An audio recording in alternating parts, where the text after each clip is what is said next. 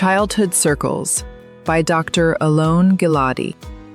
Love and War.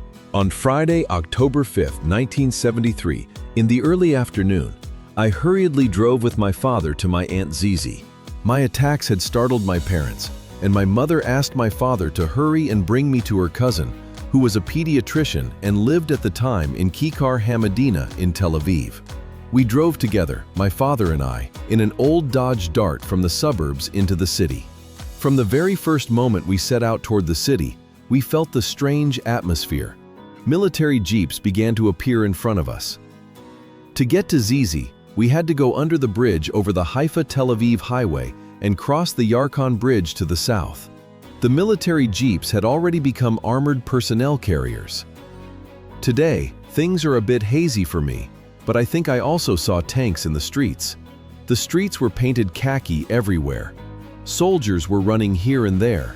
The air smelled of urgency, of crisis, of war. I was in 4th grade back then, a sickly and opinionated child. I suppose that this severe attack on the eve of Yom Kippur in 1973 dulled my sense of astonishment at what was happening. The next day, Saturday, at around 2 in the afternoon, the sirens started going off, and we ran to the little shelter with the rest of the neighbors.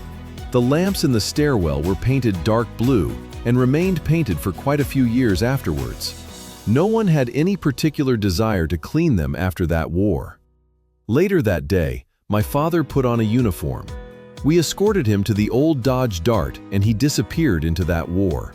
By virtue of my position as the chairman of the class committee and responsible for updating the news, I collected newspaper clippings from those days and read them to the class. I was a sickly and unpopular child.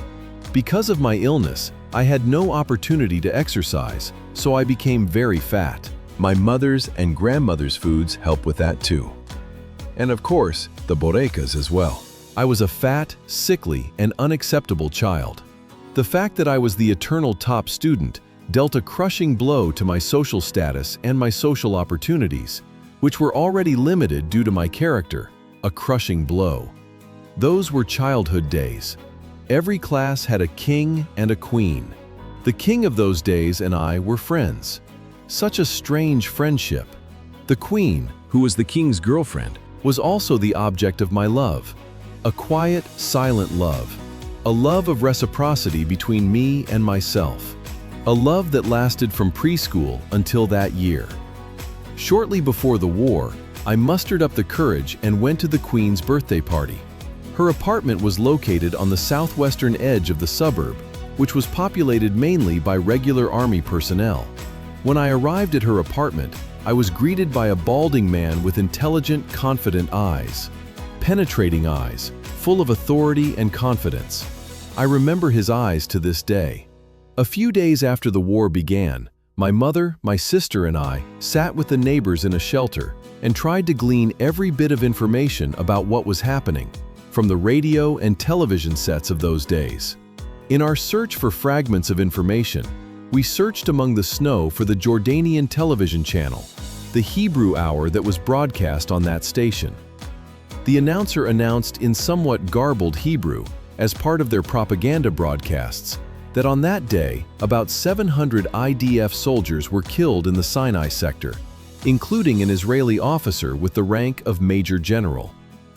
Shortly afterwards, it turned out that the information provided was not far from the truth. At that time, my mother, my sister, and I sat together in a shelter and searched for every shred of information about what was happening, while my father and the entire country were at the front. When I returned to school, I saw the extinguished eyes of the queen of the class. To this day, I remember the wise, kind, and confident eyes of her father, who did not return from that war.